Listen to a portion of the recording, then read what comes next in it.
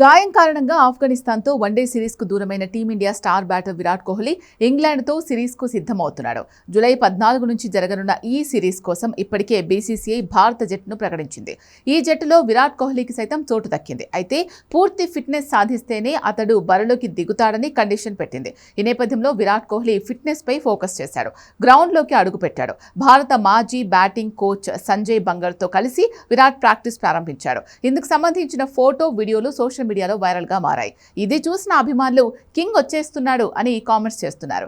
Kohli re entry కోసం ఆతృతగా ఎదురు చూస్తున్నట్లు పేర్కొంటున్నారు. 2014 నుంచి 2019 వరకు కోహ్లీ కెరియర్లో అత్యంత విజయవంతమైన కాలంలో సంజయ్ బంగర్ భారత జట్టుకు బ్యాటింగ్ కోచ్గా వ్యవహరించాడు.